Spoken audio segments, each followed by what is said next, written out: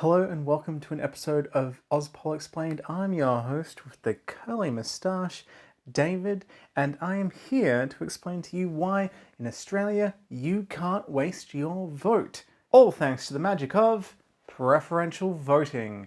It's really cool and I love it. Basically, you are ranking candidates from one, your most preferred, down to like 2, 3, 4, etc. However many preferences you need to put into them. So let's take the example of the House of Representatives, where government is formed. So to win a seat, a candidate needs more than 50% of the votes. But because there are more than two candidates usually running in an election, it's actually quite possible that no one is going to get more than 50% of the first preference votes.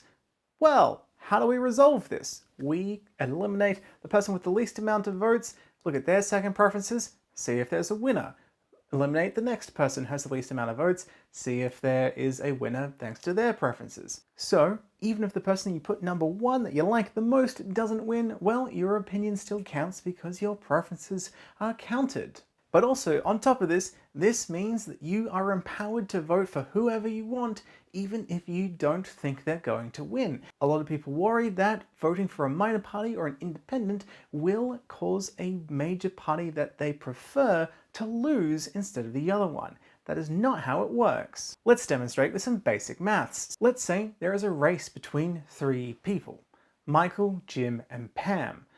Michael gets 45% of the votes, as well as Jim. They both are tied on 45, but neither of those is more than 50%. Well, let's look at Pam. Everyone who voted for Pam, well, let's say most of them prefer to vote for Jim second. And well, she got 10% of the votes, most of her preferences go towards Jim, and well, he gets more than 50% based off that. Some of them do go to Michael, some of them go to Jim. That's okay. So even if your opinion went to someone who didn't get elected, well, at least your opinion still counted for who ultimately did. Because of your preferences, your vote didn't take away votes from either of the two most popular candidates. If, say, the race was between Michael, Jim, and a few other candidates, and Michael got 51% of the first preference votes, well, it would be literally impossible for Jim to win on preferences. And if every single person who voted for someone else had decided, oh no, we need to beat Michael, and voted for Jim instead, Jim still would have gotten 49% and not won anyway.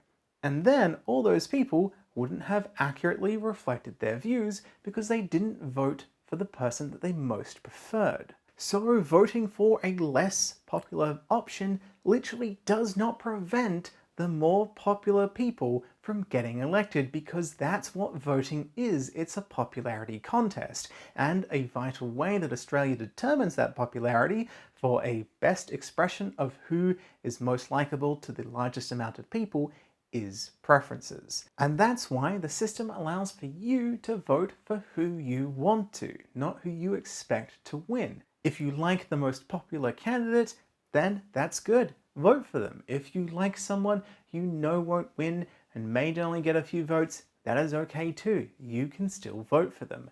It is up to you to express what you want to express in the order of preferences you want to.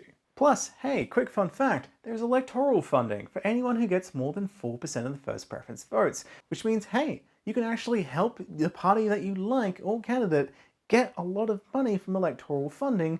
Well, even if they don't win, they'll still be able to operate their party and potentially run a more effective campaign next time. So it all works. It demonstrates your opinion, it helps them get money for funding, and even if they don't win, your opinion still counts. So you might as well express your opinion accurately, and maybe, just maybe, the person you like the most will win.